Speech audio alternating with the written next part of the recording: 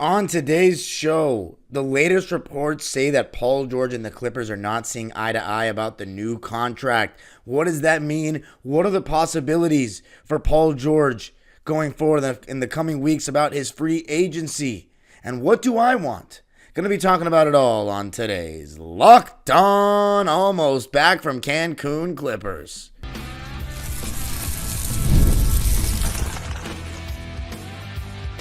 You are Locked On Clippers, your daily Los Angeles Clippers podcast. Part of the Locked On Podcast Network, your team every day.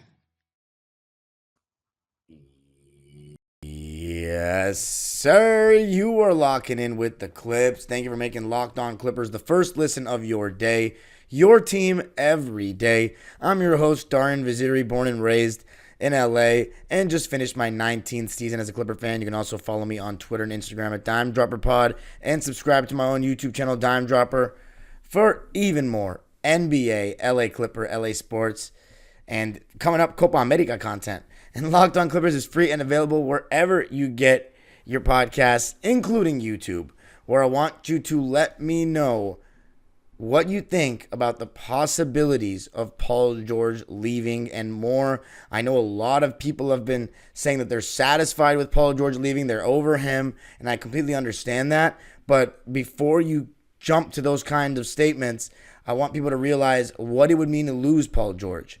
Now, before we get started, this episode is brought to you by PrizePicks. PrizePicks is the best daily fantasy sports platform in America. All you got to do is download the app today and use code LOCKEDONNBA for a first deposit match up to $100. But let's get right into it, like the dome. Paul George, the latest report says from Brian Windhorst that the Clippers are reportedly not seeing eye to eye with each other. And it's very obvious what the holdup is. Paul George wants more money and potentially more years than the Clippers are willing to offer him. Now, Kawhi Leonard is signed for about 3 years, $150 million. So about $50 million per year for 3 years. Paul George is looking for one last big contract. And when I say last big, that means probably 4 or 5 years on it.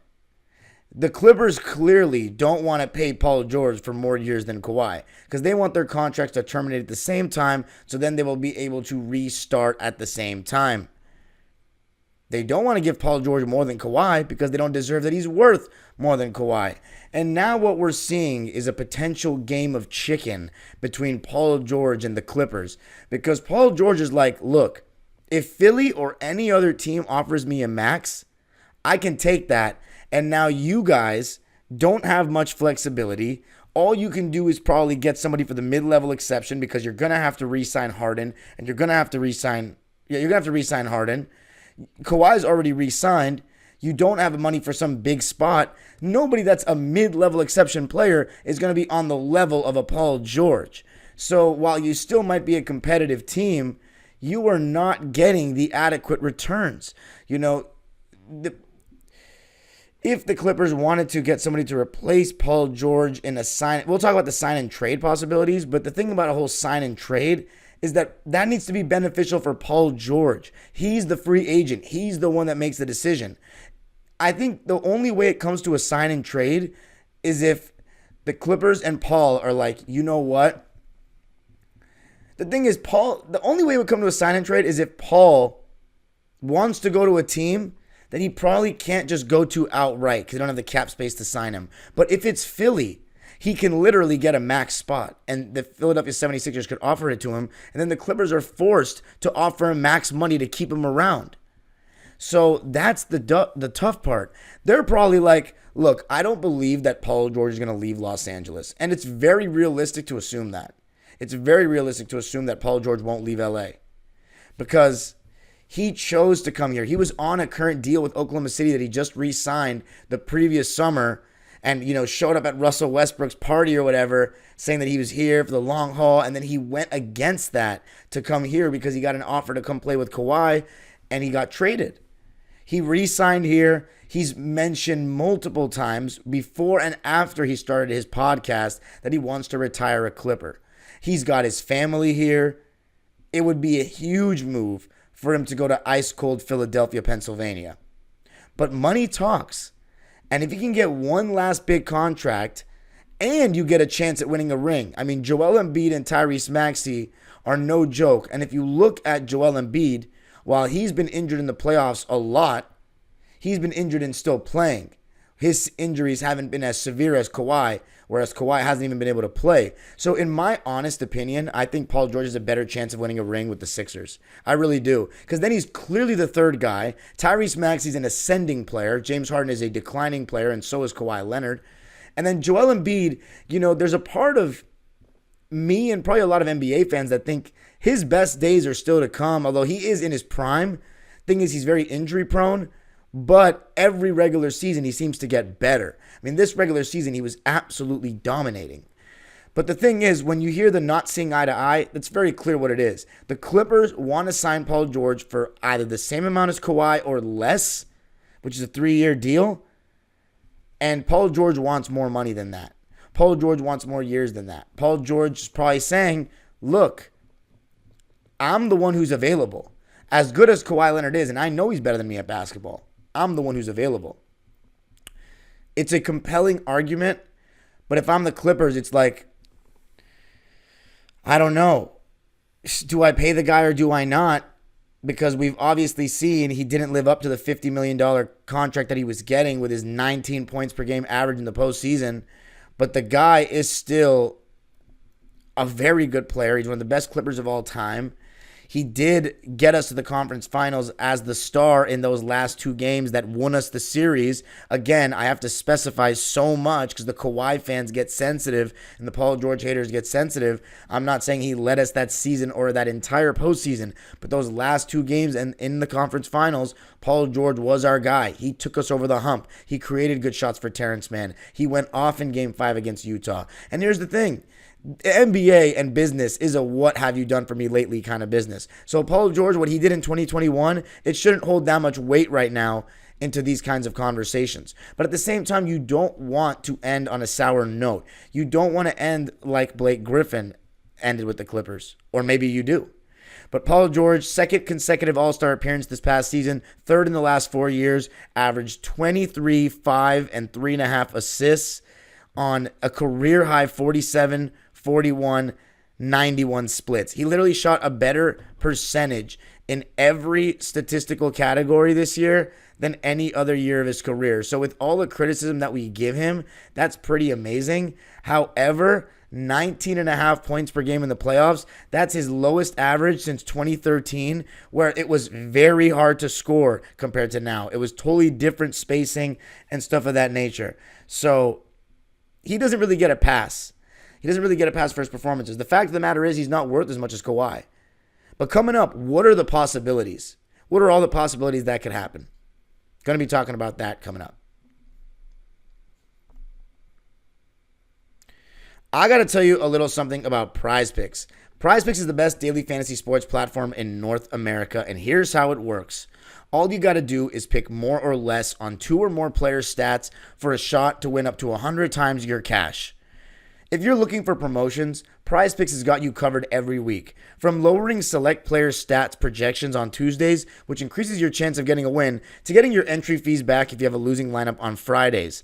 When the finals are over, the hoops action doesn't stop on PrizePicks. Women's basketball is just getting started, with young stars like Caitlin Clark and Angel Reese, or, oh my God, I don't even like that. Let's talk about Cameron Brink and Rakia Jackson. This is the LA Locked On Clippers, baby. The Locked On Los Angeles. What about Locked On Sparks? Is that an idea? Anyway, yeah, Cameron Brink, Rakia Jackson, and all the stars of the W. You can win up to 100 times your cash watching them ball out. And here's all you got to do. Just download the app today and use code LOCKEDONNBA for a first deposit match up to $100. Download the app today and use code LOCKEDONNBA for a first deposit match up to $100. PrizePicks. Pick more, pick less. It's that easy. All right, so let's talk about the possibilities for Paul George, right? Technically, he has 1 year left on his deal. So the first possibility, and this wouldn't be bad at all, is Paul George opts into the last year of his contract and then next summer he's a free agent. But the likelihood of that happening isn't high. And I'll tell you why. First off, that'd be fine for the Clippers because then we're not paying him more money. So I wonder what that means for our contract. We're still probably over the second apron, but it might give us a little more flexibility this year. I'm not 100% sure on that. But all I know is we're not giving him a new contract. So that's good, right? However, next summer we're in the same predicament. And he could literally just leave for free. Now, the reason why I think that there's not a high chance of that opt-in is because he is looking for more guaranteed money. Let's say he has a serious injury this year and he opts into the contract. Then teams are not going to want to, in the summer of 2025, pay him more money for the next 3 to 5 years. So right now, where he just came off career highs in shooting splits, still averaged 23 points a game, this is the time for him to get his cash. This is the time for him to get his cash. So the likelihood of him opting into that final year isn't high. Now, what Paul George wants is that he wants to stay with the Clippers. He wants to renew his deal. So let's say he gets signed to, let's say the best case scenario is we get him to sign to something similar to Kawhi. So let's say 3 years, $135 million. So he gets $45 million per year. So he gets $5 million less than Kawhi. He still gets $45 million per year for 3 years. And then his contract ends the same time as Kawhi does. That would be fantastic. But considering what I feel like is on Paul George and his team's agenda, they want to get something along a $200 million contract here. And I mean, 4 years, let's say it's 4 years, $50 million, right? I'm sorry, 4 years, $200 million. So $50 million per year for 4 years. And then let's say the last year is a player option or a team. I don't think it's going to be a team option. A player option. So let's say it's a player option for that 4th year. He would probably opt into that as like a 38-year-old trying to get $50 million. But again, like this would be only because Paul George is being stubborn and he wants more guaranteed money. So that would be getting him more years than Kawhi. And I really don't think the Clippers want to do that. I really don't think they do. So let's say it's the exact same as Kawhi. $150 million for 3 years. That would be fine too. Like at the end of the day, yes, we don't want to pay Paul George the same as Kawhi. Yes, he's not a $50 million player. But the alternative. So let's say he goes to Philly for free. You would think we have a ton of cap space. No, we don't, because we have to re-sign James Harden. And then we have to, we'll see what happens with Westbrook if he opts into his deal. But we have the PJ Tucker $11 million. We're only going to have enough for like a role player. And I don't know who that could be. I don't think that's moving the needle. If we have to rely on James Harden to be our second scorer, that's not going to move. That's not it for me. It's not a championship team right now when you look at the way Boston's playing. And by the way, we're going to have to release an episode on what Boston winning the championship means for the Clippers and for roster building. But they haven't won yet. Dallas stayed alive.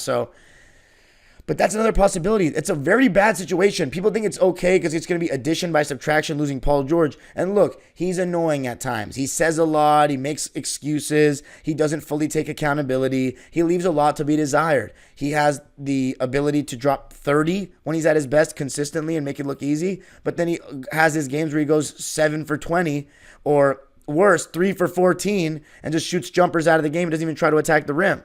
So that to me is the frustrating part. The thing that Paul George does do, though, is he's a body. Even if he's playing lazy defense, he is literally a body out there with length and size that can switch and that teams don't want to go at. And then when he is engaged, which is, I want to say, 75% of the time, but 25% of the time not being engaged defensively is like an estimation of mine. But for a star player, that's not good enough. So that's why, to me, he's, the two-way player stuff gets over-exaggerated.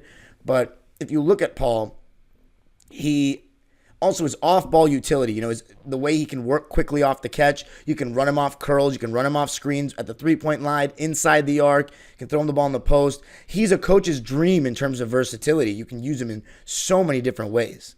So that's what makes Paul George so great, and especially with a guy like Harden. He doesn't always need the ball. The thing about Paul George is, though, his rhythm is very wonky. Sometimes it's like he needs the ball more and he's gone cold, and you don't want to make him just a catch-and-shoot player. Then if you give him the ball too much, he starts turning the ball over and getting reckless and just wasting dribbles. So the duality of Paul, the middle ground to find between catch-and-shoot Paul and attacking point-forward Paul, is one that has still not been found, really. You would think in 21 we found it, but we didn't really fully get to see the Kawhi-Paul tandem go all the way. So I don't know. The fact of the matter is, I don't think, if you're committed to running this team back, I do not think that losing Paul George for nothing is the move. I just don't think it is at all. Because it's not like you have a bunch of cap space to sign someone better, and you're not going to sign Siakam. I don't think the Clippers are signing Siakam. He's staying in Indiana. And if I'm him, why would I leave Indiana? It's a lot of upside there. The Clippers are not an upside team. They're overdue winning a championship or getting the championship team.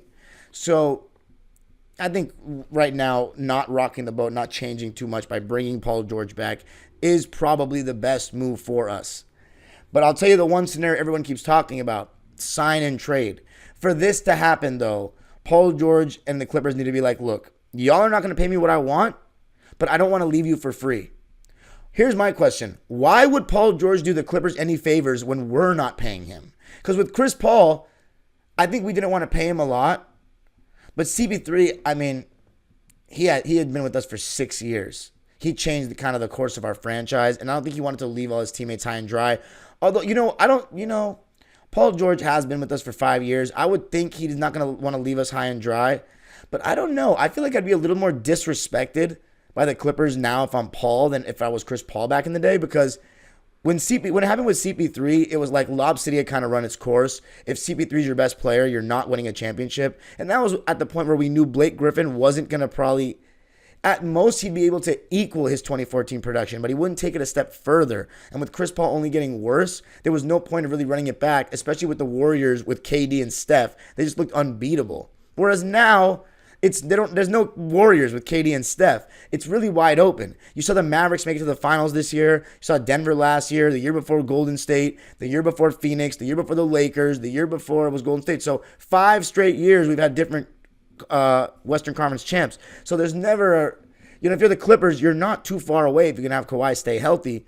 So you just, as frustrating as it was for Paul George to have 19 points a game in the playoffs without Kawhi, a healthy Kawhi will put Paul George back in his normal spot where he has more room for error. And I think just the fact that we haven't seen that since 2021 is very frustrating. Those games 2 and 3 of this Dallas series don't count. That's not the real Kawhi Leonard. And anybody that's not being obtuse knows that and admits that.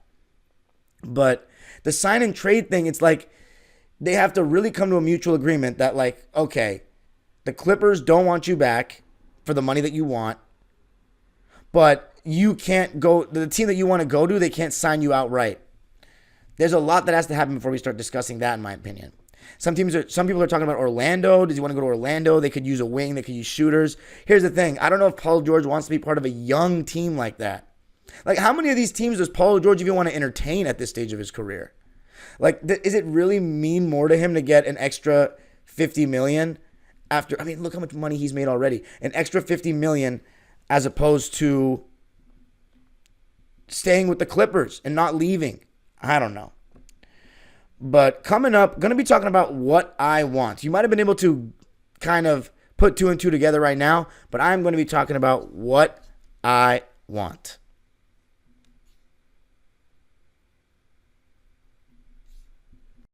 I got to tell you a little something about LinkedIn Jobs. When you're hiring for your small business, you want to find quality professionals that are right for the role. That's why you have to check out LinkedIn Jobs. LinkedIn Jobs has the tools to help find the right professionals for your team faster and for free. I've gotten hired on LinkedIn. I've never hired somebody on LinkedIn, but I'll tell you what, LinkedIn isn't just another job board. LinkedIn has a vast network of more than 1 billion professionals, which makes it the best place to hire. It gives you access to professionals you can't find anywhere else. LinkedIn does all that while making the process easy and intuitive. Hiring is easy when you have that many quality candidates. So easy, in fact, that 86% of small businesses get a qualified candidate within 24 hours. Just post your job for free at linkedin.com/lockedonnba. That's linkedin.com/lockedonnba to post your job for free. Terms and conditions apply.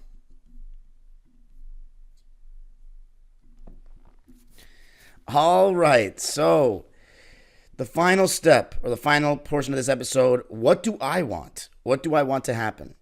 Well, look, I don't want Paul George to leave for free. I think that would be a really whack ending to what's been a very roller coaster up and down Clipper tenure. But like, no matter what anyone wants to say, I think maybe I'm too sentimental. Maybe I'm too much of a, what's the word? I'm too kind to people that do big things, even if they've done more bad than good. And I truly don't know if you could say Paul George has done more bad than good. But I just, for me to ignore what happened in 2021 with everybody giving him the most slander that I've seen fans give a player since LeBron's 2011 meltdown, it was crazy. The way he responded, the way he played for us, the memories that were created in that 2021 playoff run that I've spoken to Clipper fans for the last couple of years, they still bring that up to this day. And they're going to bring it up for many, many decades to come. Because for anybody that doesn't know, like the Kawhi stands, all the stands that came, they don't know what that second round barrier meant to us. They don't know how much we used to get clowned for it by Laker fans. They don't know how much they used to hang that over our heads.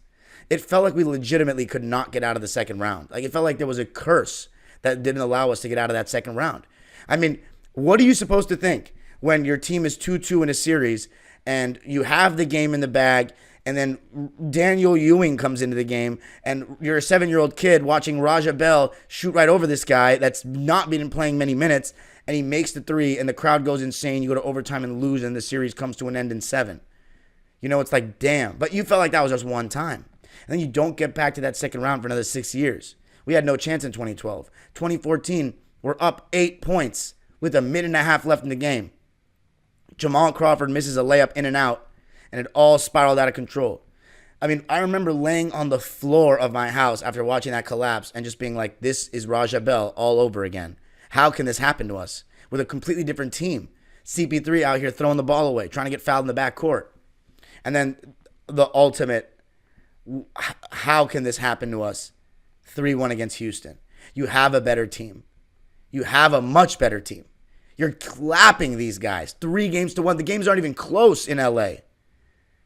And then all of a sudden in the fourth quarter when you have a double-digit lead, the lid just a lid arrives on your basket. You can't make a shot. Blake Griffin and DeAndre Jordan go like a combined 0 for 8. DeAndre saving the ball underneath our own basket for 3-pointers for Corey Brewer. Josh Smith turns into the Josh Smith from the Atlanta Hawks. Like, what? They did that all that with Harden on the bench. I mean, what is that? Like, I remember literally being on my couch that night and I was like having a damn near seizure. I was just like spazzing. I was like, how could this happen? Like, this can't be happening. This can't be happening. I would never want to pay to see a video of myself in that moment. I literally was spazzing on my couch. Like, it was crazy. So, yeah, don't want to relive that. Obviously, the 3-1 in the bubble just made it seem like we can never break out of this second round thing. So when Paul George played like that, I'll be forever grateful. And I don't want to see him leave on a sour note. So what I'll say is this. I don't want to see him go for free. We need to get something out of it. But if we're going to keep this team together, I want to see him stay.